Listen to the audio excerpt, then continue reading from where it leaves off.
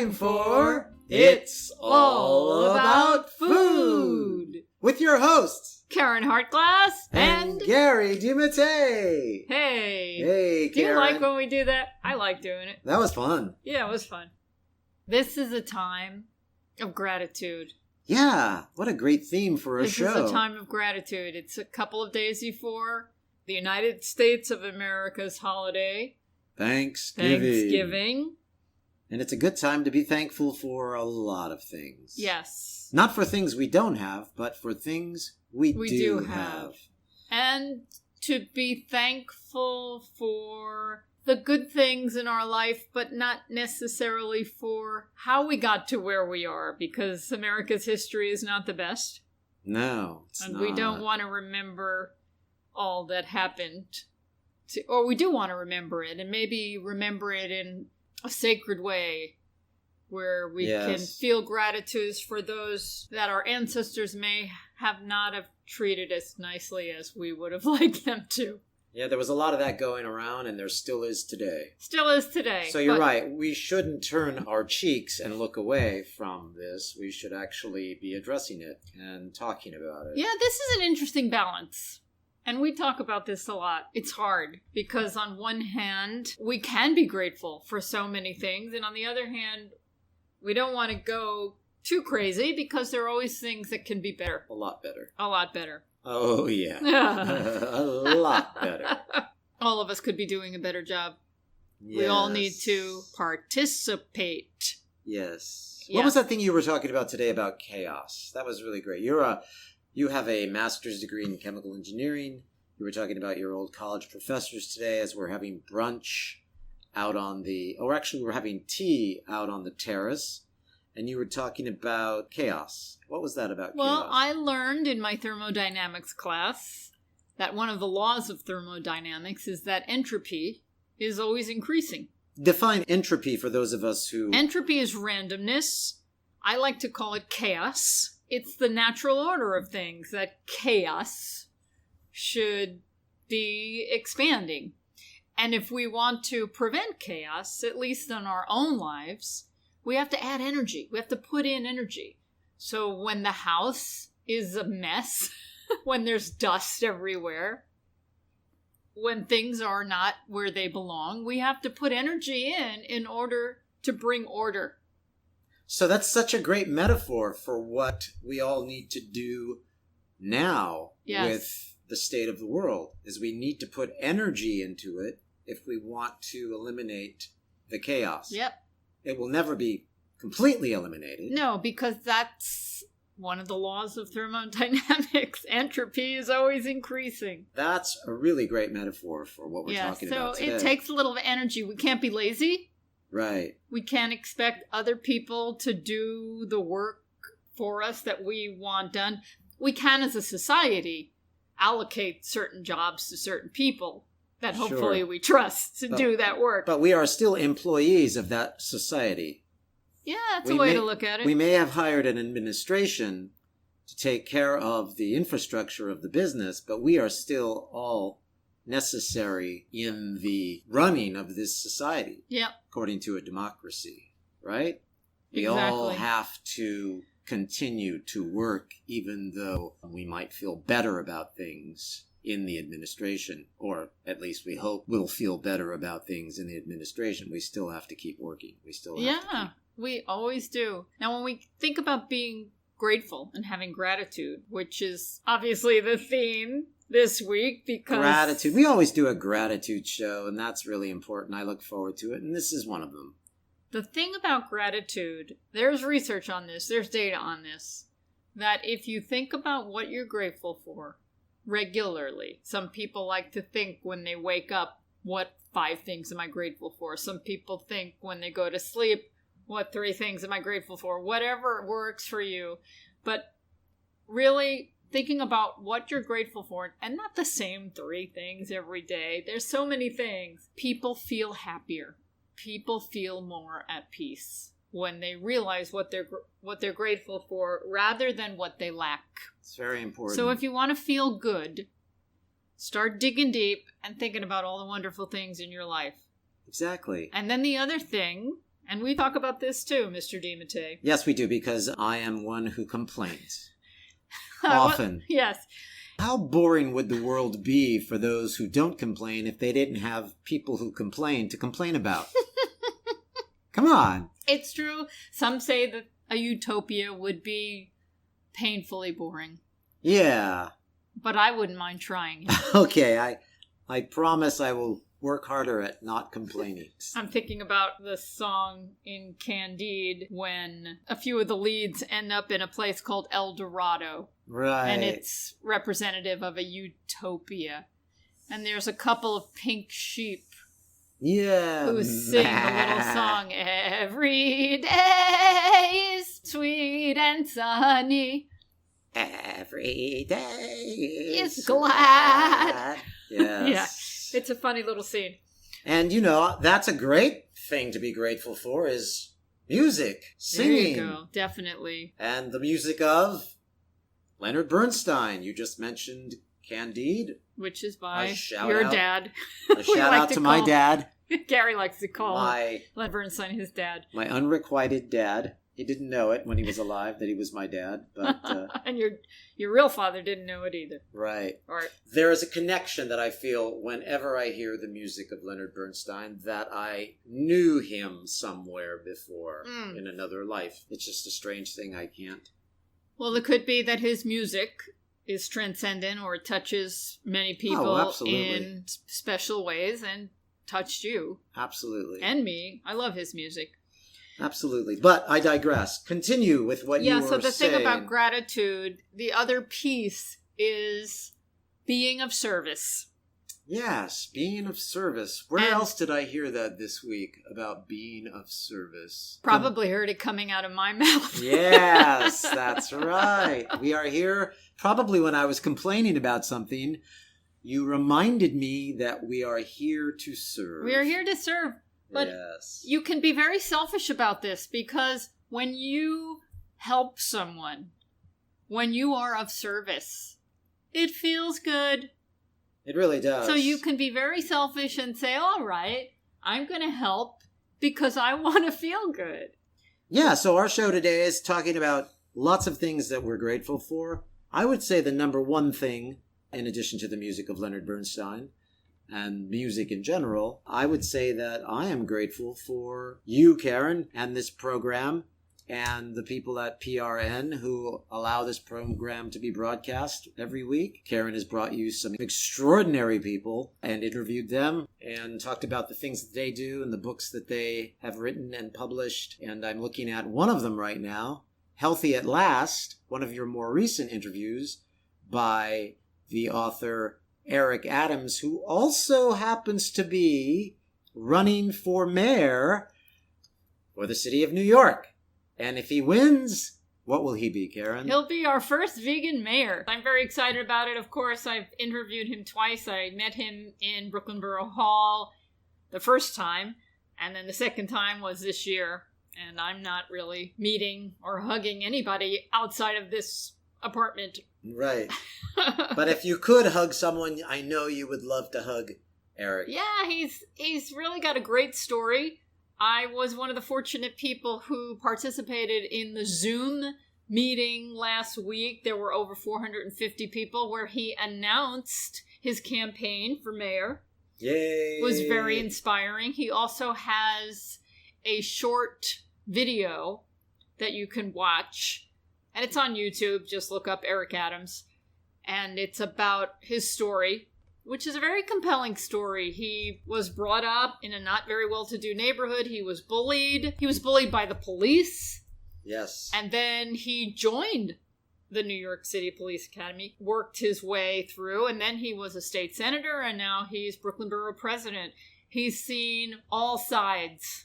That's right, he has. Yeah, he made his announcement in a Zoom call, right? Yes, and it's funny because I was attending right here from our apartment. Right. But I had a mask on. So if you watch the video, because he posted it, you can see they scanned through all the Zoom pages, so you can see all the people who attended. And if you happen to recognize me, I have a nice lavender-colored mask on because we had a nice little leak in our wall last week, and we had to have some work done. Yeah, that was really interesting. Right away, we started to notice that the tile was pulling away from the wall, and you brought the super in here and they took care of it right away. And they took care of it. So I'm grateful for them. So Eric made a statement, and some of the things he said were inspiring. Like many New Yorkers, my life has been full of struggles, said Eric Adams. It wasn't always easy. My mom worked her fingers to the bone, cleaning houses to raise 6 children, all of her own, but we persevered because that's what New Yorkers do. Now the city is in pain, and I know I can help because I have lived the life of the people who are hurting the most. I have seen what works and what doesn't in this city. To be truly progressive, we have to fix the government and eliminate the inefficiencies that are holding us back. And he went on, of course, but that was just a snippet of what he had to say. And he has my vote. Mm-hmm. I know that... And me. He will do a great job running the greatest city in the world. It's going to be nice to have a vegan mayor. It is, and he is committed to a plant-based focus for many of the different governmental offices and the schools.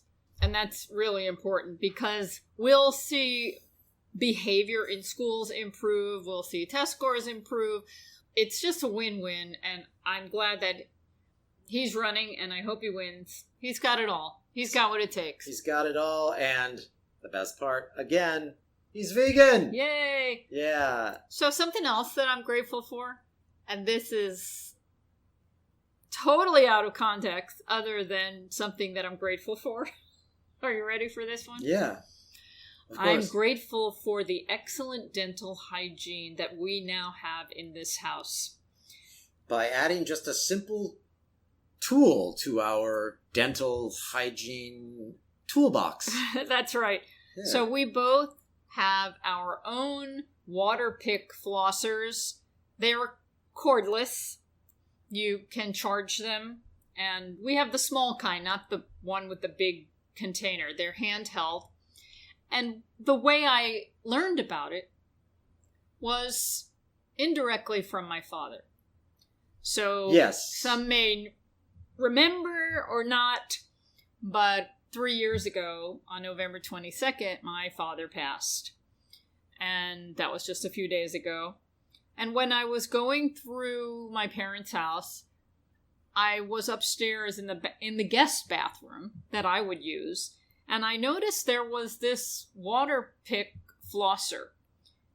And I'm sure it was his because he was really into oral hygiene, but it really didn't look like he had ever used it. There was a receipt in there, and it was from 2016, so it was relatively new. And I took it home with me. And for months, it was in the closet because I knew I would have to read about it and figure it out. And then finally, I did. And I fell in love. Now, I have to say, once again, we're not promoting this. We don't get any affiliate commissions. No. I just love having clean teeth. And I was never really good. I've done shows about dental hygiene before, and I've talked about how I never got in the habit of flossing. Well, now I do every night, and I made Gary get one. You actually got me one. I got it for you, and now we each have our own. I knew it had to be really important if you got it for me, because one of the things you don't like to do is exchange gifts.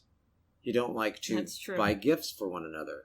Life is a gift. I'm non-traditional that way, and in many other ways. Which is important to discuss during this season, the start of this season of gift giving, and how that's probably going to change a little bit the way we give one another gifts. But this really touched me deeply in a very strange sort of way. Yeah, so here's a gift. If you want to get something for someone you care about, yourself or someone else, start water flossing. And just like Karen said, they are portable. The ones that we have are portable. They don't take up a lot of space. They're about the size of an old-fashioned Miami Vice cell phone. Remember those cell phones that the Miami Vice cops would have in their car? They were the size of, gosh, I don't know, they were the size of these WaterPiks. They're not big, they're light, you can travel with them. All you have to do is recharge them every week by plugging them in and change the the tips. They come with different tips. I'm someone who has a few pockets, a few gum pockets that were really getting out of hand. I would find after I would eat that there were lots of things that were stuck. And this unstucks them. Yes, I don't have that problem anymore. Unstucks them. My gums are repairing, which is really exciting. Yeah. So when we talk about It's All About Food, we're also talking about... It's all about food in your teeth. It's all about food in your teeth, exactly. And kale salads. Kale salad is merciless. Merciless. They go in every little deep nook and cranny you may have in your teeth. Once in a while, we'll have a kale salad and we'll both smile and we will look really funny. Really funny. I'm giving you a big double thumbs up on the water flosser. Yes. Go out and get one for the holidays. Give one to your family. They make excellent gifts. I like to go. You can't see this because this is audio only, but you remember the toothpaste commercials where they went, it's a great feeling. Yeah, where they run their tongue over their teeth. It is. Yeah, it's a great feeling. It's a wonderful feeling. So, you're grateful for the water flosser. I'm grateful for the bar shampoo that you bought. You know, I used it again last night for the first time, and you wanted to break away from using plastic. Well, we're still in the bathroom. Let me talk about some other things that I'm grateful for in the bathroom that we also don't get any kickbacks from. But one of the things that Karen wanted to do, and has done it, has been successful at doing it, is eliminate as many of the plastic bottles that we use in the house, in the apartment. And one of them is shampoo. And conditioner. So you started buying bar shampoo and bar conditioner. Yeah, it's kind of fun because we have a little soap dish in the bathtub with soap on it for the body. Right. And now we have another little... soap dish. Another little dish, or it's actually a little piece of wood, but it's a soap dish. Right. And on top of that are the shampoo and conditioner bars, and they're all different colors. Yeah. It's really festive. And I thought that would make a great addition to like a little gift basket this year if you wanted to suggest to folks to maybe try certain products. And again, I'll repeat this again. We don't get any kickbacks from these companies that make soap in bars. But they are vegan. Yeah, there are lots of bars today that say that they're vegan. Yeah. And we like vegan and organic, of course. Sure, and this is the responsible living part of responsible eating and living. So you wanted to live responsibly here at Responsible Eating and Living headquarters. I'm grateful for that because this bar shampoo is tremendous. It works fantastic. It does work. Now, not all bars work well because we tried one brand. We've tried a couple. That made our hair feel dirty after we were done. If you want to know the brand we use, write us at info@realmeals.org. Info@realmeals.org. And we'll let you know what brand we use. And what brand we don't like. The Kiss Your Face toothpaste that we finally settled on for me. I know you use a tooth powder, but for me, I use the Kiss Your Face toothpaste because it doesn't contain an ingredient that you were concerned about. Yes. And that ingredient is sodium lauryl sulfate. And that's something that's either derived from petroleum or it can be made from vegetable sources. And there are some healthier products. There are some toothpaste brands that you'll find in health food store that will contain sodium lauryl sulfate that's made from vegetable-based sources, not petroleum. But it's hard to find some that avoid this ingredient entirely. Why is it needed? Sodium lauryl sulfate is frequently used as a surfactant or a foaming agent. It can be an emulsifier, and it can help oil-based and water-based ingredients stay mixed. It's used in a lot of personal care products, and the FDA says it's fine in small percentages. But there are groups like the Environmental Working Group. They have their Skin Deep Cosmetic Safety Database, and they say that sodium lauryl sulfate is a moderate hazard. And it has been linked to cancer, neurotoxicity, organ toxicity, skin irritation, and endocrine disruption. So sodium lauryl sulfate and similar products, or sodium lauryl sulfate that goes by a bunch of other names, is an ingredient that I would rather avoid. And I've been making a point of reading all the ingredients in all the personal care products we use and avoiding this ingredient. Gary likes to use a toothpaste to help reduce sensitivity. And we found Kiss My Face, which has the active ingredient potassium nitrate that you find in other toothpaste for sensitive teeth, but it doesn't have sodium lauryl sulfate. It's triclosan free. It doesn't have fluoride or artificial colors or sweeteners. Of course, it has no animal ingredients. The container is BPA free, so it's a pretty good choice. And then the other thing I want to talk about is dental floss. So we're water flossing, but we also use dental floss. Yeah, we do 3 things at night now. It's this, it's tremendous. Our evening ablution. In addition to listening to paint dry during the pandemic, which is a big, big fun event at our house.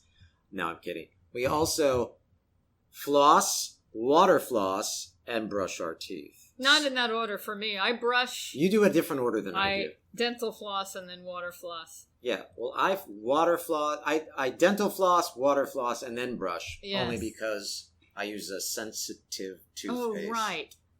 And yeah, so I want to talk about dental floss because I learned a while ago that not all dental floss is the same. Not all dental floss are equal.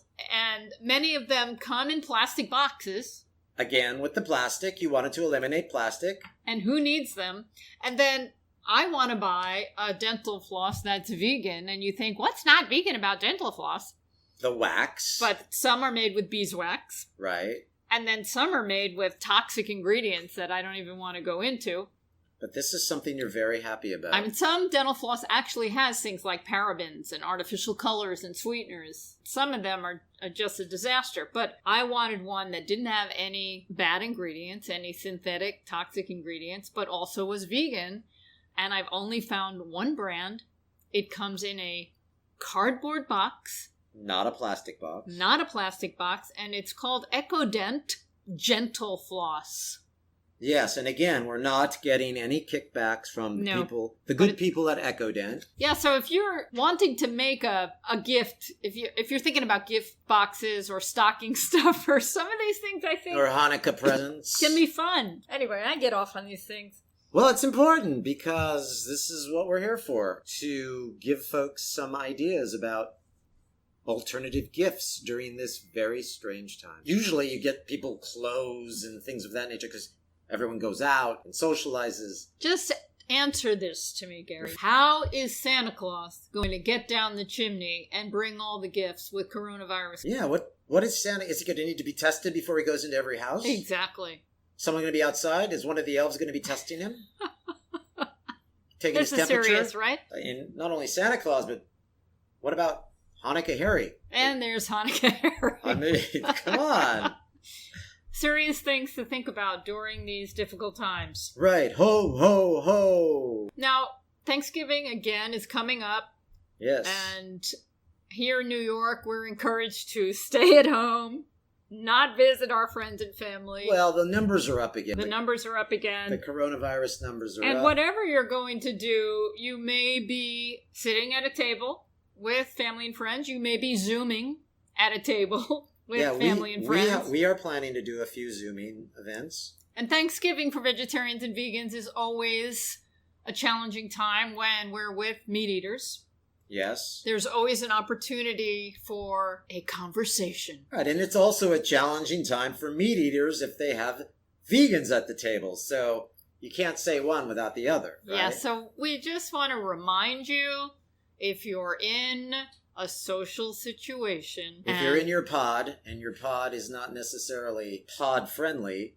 Yes, live turkey friendly. The way that we feel people should engage in these situations is by being loving, non-judgmental, and compassionate. I know it's hard. Yes. It's hard, but I believe that's the only way. Yeah, we have to always watch the line that we draw in the proverbial sand about when we cross over. Sometimes we may cross over with a little heavy-handed preaching, and I always try and pull back from that because I don't know an individual's story. Well, I don't know. We've had some recent experiences. I don't know Gary. each person, I don't know each individual story out there, and you all have your own story, and I apologize if I've come across a little heavy-handed on some of my preachier moments on this program. I'll just leave it at that. I apologize. I don't know each individual's story. I shouldn't assume that everyone is the same and can change. Well, it took me a long time to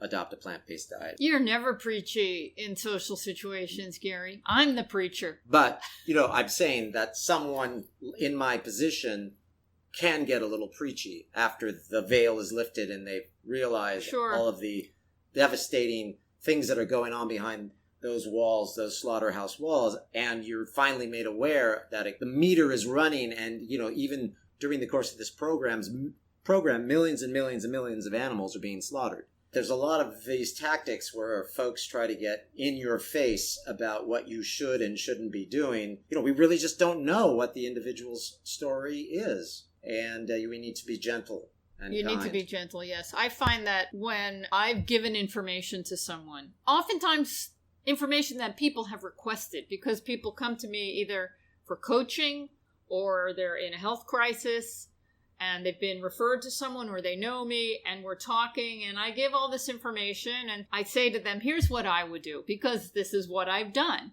And I'll give them lots of reasons why I feel what I've done is the best path. I think what you're specifically talking about is your cancer journey. Cancer journey. People have asked you. We have to remind folks that you had advanced ovarian cancer with a 10 to 20% survival rate. I was already a long time vegan and vegetarian before that, and I got this disease.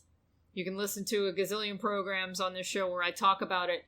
But people come to me for some advice. I give it. And then I'll have to admit the ego is involved here when I see that people who have spoken to me don't do anything about it.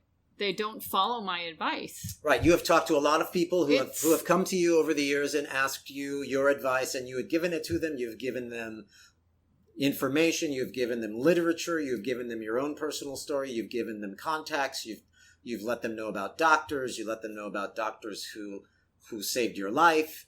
And they take all this information in, and then they don't use the information. You have just mentioned that your ego gets involved and it gets a little bruised. Yes, so the message is you cannot control anyone but yourself. We are here to serve. If people ask for information, feel free to give it, but don't expect anything in return. Don't expect that they're going to listen or follow. Yeah, and what I've learned over the years the hard way is don't volunteer information. Only give information when asked. Yes. Don't ever volunteer information because we don't know each individual's personal story. But sometimes out of love for the individual, you'll want to say, well, maybe I can help you because... Of course. And that also is something that I'm going to have to pull back on a little bit because you never know what they're going through. I remember during my cancer journey, I got emails from people I knew or an acquaintance. When they heard the news, they were sending me information and saying I should go and do a fast at Hippocrates or something, or go all raw. And you felt insulted. Well, these people didn't know me. They didn't know what I had been through. They didn't know that I had already been 2 years on an all-raw diet. That's exactly what we're talking about. They didn't know a lot of things. Yes, that's exactly what we're talking about. So I know that they came from a place of goodness, that they were well-meaning, but when the ego gets involved, my reaction is, what are they telling me this for? Don't they know that I already know this stuff? Exactly. That's something needs to be checked at the door. Right.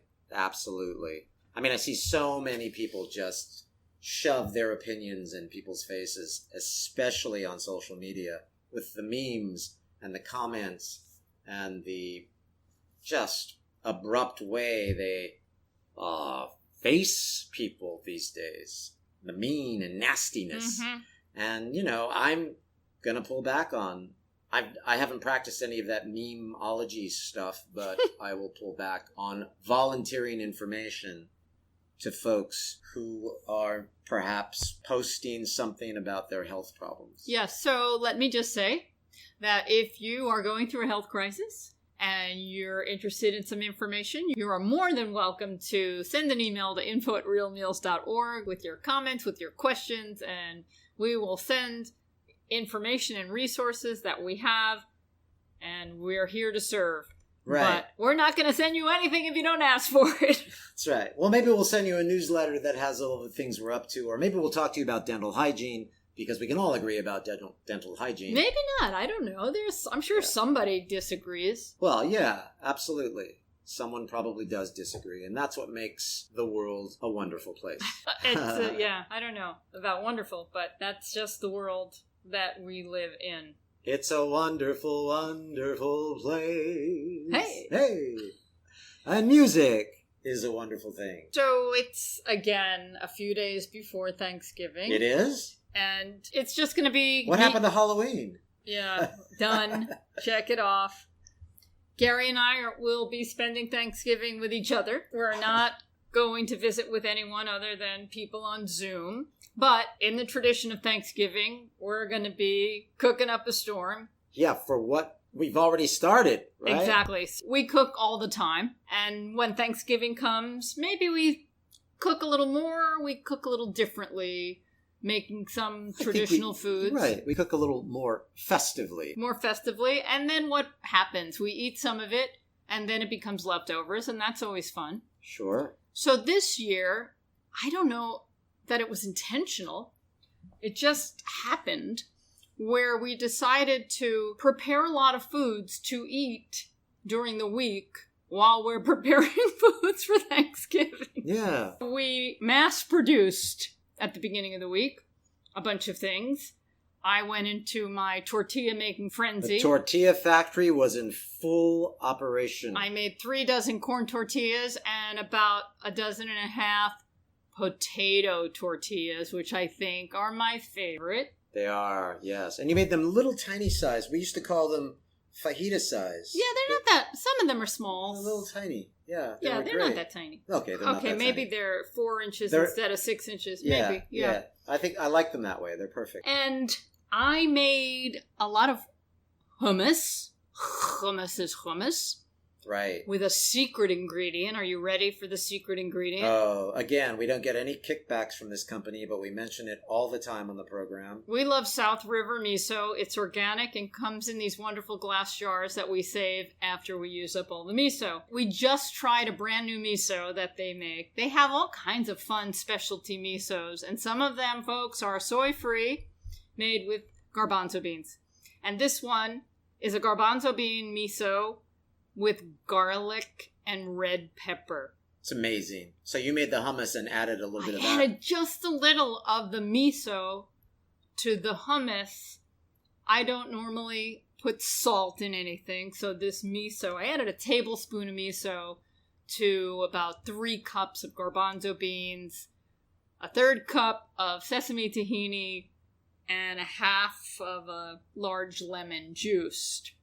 Right. And I blended it with some of the aquafaba, some of the water from the cooking. Great idea. Cooking the beans. Instead of oil, correct? Yeah, and it comes out really creamy. And that tablespoon of miso just gave it... Just enough salt. Just enough salt, and then a little garlic and a little red pepper. Really nice. Just a hint. So we have a bunch of hummus. Hummus is hummus to Karen munch will now on. pronounce hummus correctly. How is that again? Hummus. And then I also made soy milk, which became tofu and okara. Okara. We haven't made okara or sung about okara in a while. And I have to confess that when I was first making tofu, I knew that there would be this leftover okara. And I didn't quite know what to do with it, and I don't like to waste anything. And Gary, I thought that you would think I was crazy just wondering about what to do with this okara. But no, you came along and created the most amazing Okara recipes so that you actually look forward to when I make soy milk and tofu. It is true. I am in love with Okara. Okara. We have to do an album of songs. Okay, what is Okara? Okara is the fiber that is the result of separating the liquid from the solids when making soy milk. So you take the soybeans, you boil them, you cool them, you blend them with some more water, and then you put them in a nut milk bag, and you squeeze out the soy milk, and what's left over is Okara. It's soy pulp. If you want to really get a definition from the internet, Okara is also known as soy pulp. Soy pulp. Or tofu dregs. Okay, these are the names.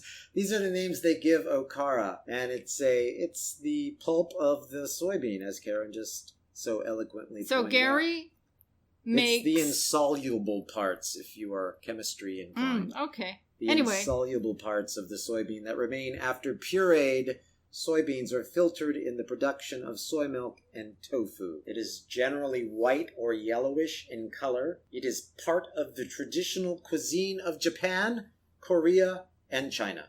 There you go. They know what to do with it. Yeah, and you can make sweet desserts and things out of it too. I haven't even gone there yet. I've only started working with Okara in a savory way. So Gary's signature Okara dish is like an egg salad or a tuna salad. Yes. And we're calling it Okuna salad. Okuna salad. Okuna salad. It's tuna salad made with Okara instead of tuna.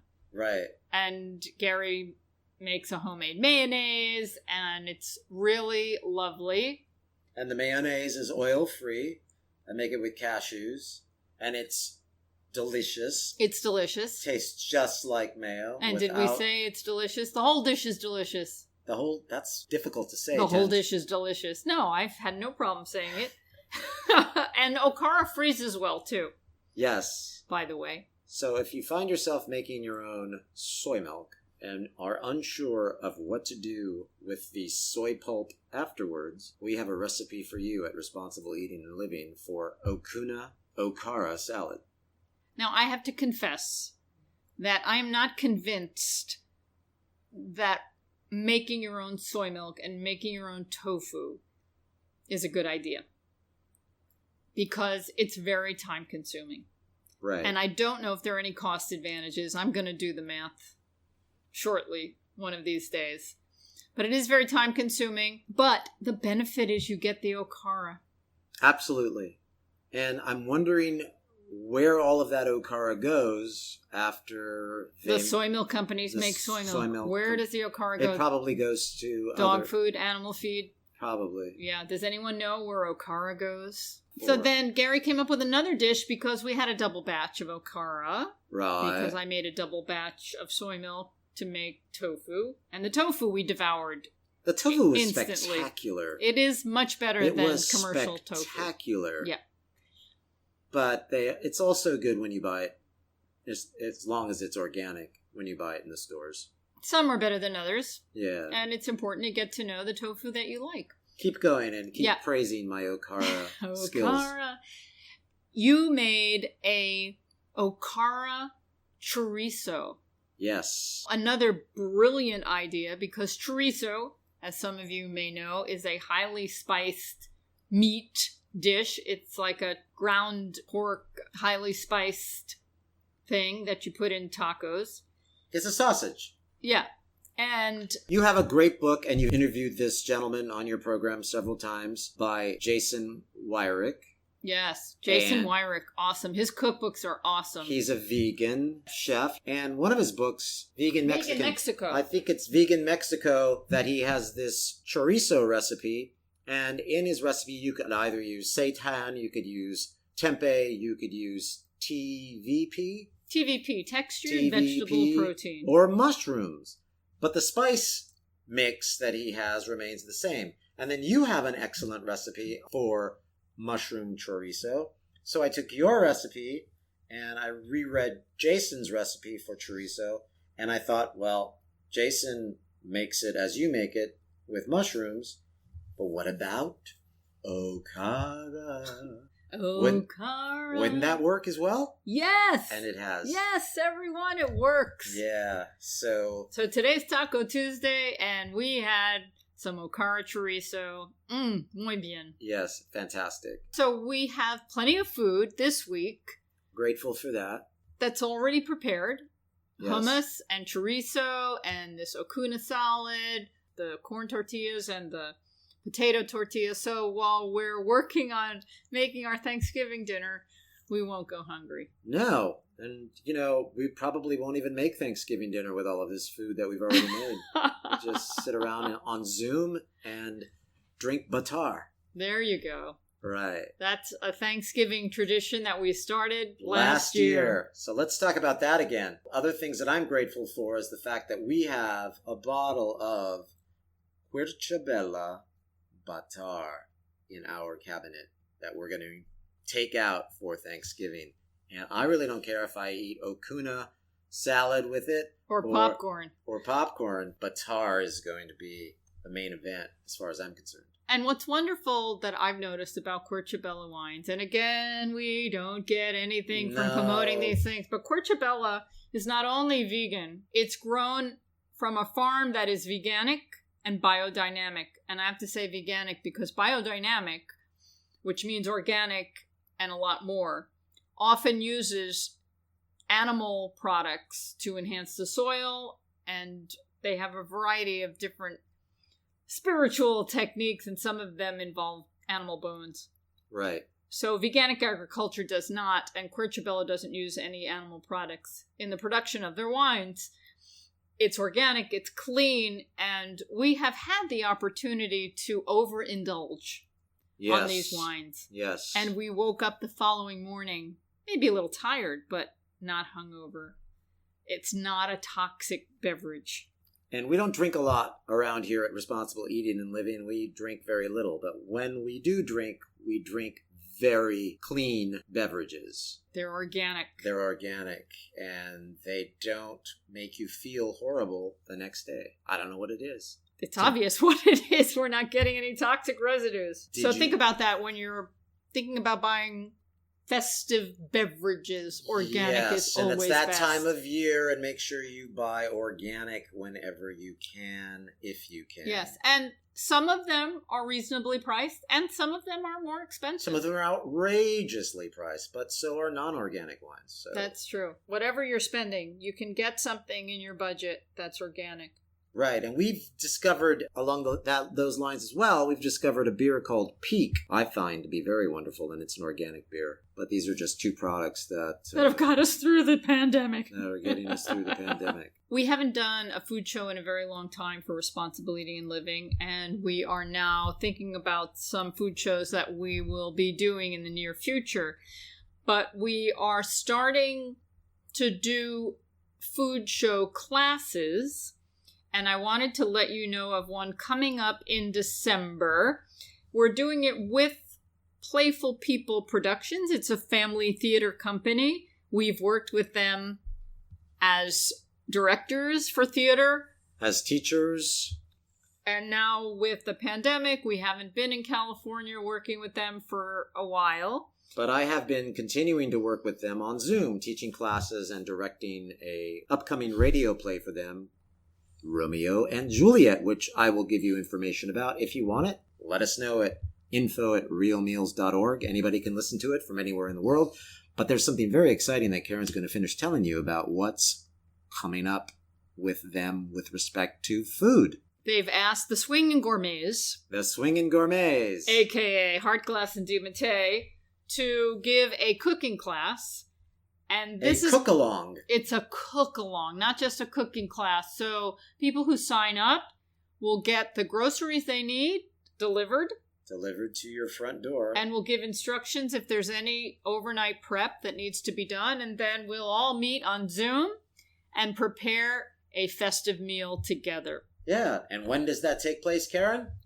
December 13th. It's a Sunday. Now, something that's important to keep in mind, this is a California company who is sponsoring this, And this is a live cook-along, so it's going to be happening in real time. On Pacific time. We set the time to be 6 to 9 p.m. Pacific time. So on the East Coast, that's 9 to midnight. So Gary and I will be up late. Who sleeps nowadays? No one sleeps. But if you're interested, I'll give you the website address. I'll also link it in this radio post. You could also email us at info@realmeals.org for more information. This Swingin Gourmets cook-along, more information can be found at playfulpeople.org/swingin-gourmets-cooking-class. And keep in mind, swingin' is SWINGIN. So that's swingin-gourmets-cooking-class. And it's going to be a lot of fun. Yeah, and you'll get to join us on Zoom. Zoom is incredible, isn't it? I want to call this Thursday Thanks Zooming. Thanks Zooming, yes. A lot of us will be Zooming. A lot of us. And we really need to be grateful for these platforms that allow us to reach out. Maybe not touch someone, but reach out. Yes, especially those of you who have small children and are separated from your loved ones. And this is really going to be an interesting way to spend this holiday, which is usually all about people getting around a table and arguing. I want to look at the good things that have come out of 2020 and the good things that may come out of the future when we are past this current situation that we're all in, this coronavirus pandemic. There are many people now, a lot of them in the alternative health movement and in the self-help groups that have these online programs, for example. They're repackaging themselves, maybe not repackaging, but they're taking the information that they've put together and they're seeing this unique moment in time as an opportunity for transformation, where people are looking for reasons for why we got ourselves in this situation and looking for where we go next. I've heard analogies that we were caterpillars who were devastating our environment like caterpillars do. They eat all the leaves around them and then they go into a cocoon and then they transform into a beautiful butterfly. And butterflies do lots of wonderful things other than flit about and look absolutely lovely. This could be our cocoon moment. This can be our moment of great transformation. There are people from all over the world. There are shamans and Native Americans and indigenous people everywhere that are connected to the past and people that are looking forward to the future and trying to piece all this knowledge that we have with this experience to see where we're going to go. You're talking about one of our favorite subjects in not only the theater, but in literature, in the arts, in humanities, and that's metamorphosis. We could be going through metamorphosis. Yes. Process of transformation. An immature form to an adult form in 2 or more distinct stages. So maybe we're going from our immature stage to our mature stage. I like to think positively. I like to think hopefully. And maybe Mother Nature knows what's going on and is intending this for us. Unfortunately, there have been lives lost and there will be more lives lost. But we could be going through a metamorphosis of sorts. Of positive change. A positive metamorphosis. Mm-hmm. And that's my hope. That's beautiful. That's beautiful. Wow. Yeah. And you were talking about caterpillars the other day when we were having a meeting, saying how they could just devour an entire bush in a matter of seconds, right? So that's sort of what humans are doing. Humans are devouring all the resources on the planet and polluting everything as we finish using what we've used up. And now we're literally having to stop because of this pandemic, devouring at the rate that we were devouring, and maybe this will lead to a metamorphosis of sorts. I hope so. That's a great thought. That's a really great positive thought. While we're thinking about gratitude, while we're thinking about Thanksgiving, perhaps you can think about what good things came out of this sheltering in place, which is still ongoing. It's not over. It's not over by any long stretch of the imagination. And I know there are different people saying different things out there. I am one who believes that if we all shut down everything for 3 or 4 weeks and everybody wore masks, this thing would go away. But because we don't, it's with us for a long time. It's here to stay. Let's also talk about another thing along the lines of changing the subject just randomly. Let's talk about beans and the shipment of beans we just got in from Food to Live. Food to Live. Again, another company we don't get anything from. We made hummus. It's because we just got, about 10 pounds of garbanzo beans? Yes, so we ordered 45 pounds of beans, legumes, and we had some left over from our last order, which was months ago. So I finished up the garbanzo beans, and I almost finished up the soybeans. And we received 45 pounds. So we got 10 pounds of fava beans, 10 pounds of black turtle beans, 10 pounds of garbanzo beans, 10 pounds of cranberry beans. Cranberry beans. Wow. 5 pounds of red lentils. It's amazing. And as you asked, you posted on social media a photo of the beans, and you asked, are Gary and I nuts, or are we just full of beans? Well, we're full of beans. We're full of beans. 45 pounds of beans. It is, and that makes me feel a little less anxious. Yeah. Knowing that we have so much food in Well, the we're house. also in addition to being full of beans, we're also nuts. And we get our nuts from Food to Live. Yeah. Yes. Check them out. Again, we get no kickbacks. No, and as I mentioned last week or the week before, it's best to buy in bulk from this company. If you're buying 1 or 2 pounds, it's outrageously expensive. But when you buy 5, 8, 10 pounds, it depends on what the item is, it becomes quite competitive to grocery store prices. And I recommend buying in bulk. And if you live in the New York metro area, Food to Live is based in Brooklyn. The deliveries arrive practically instantaneously. We make an order and they're here very quickly. Grateful for Food to Live. And it's a great time to buy miso from our favorite miso place because they ship in fall, winter, and they don't ship in summer. In the warm weather. Right. Yeah, stock up now. And the good thing about miso is it really doesn't go bad. If you keep it in the refrigerator, you could have it for years. Yes. But I don't know why you would, but you could. We use a lot of miso. And it's a great addition to dishes that you would normally put salt in, and it gives such a great flavor. It's just great stuff.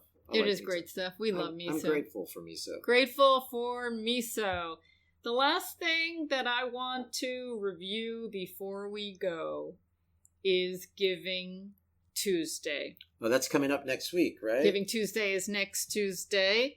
It's always in the time frame of Thanksgiving. There's Giving Tuesday after Cyber Monday, right?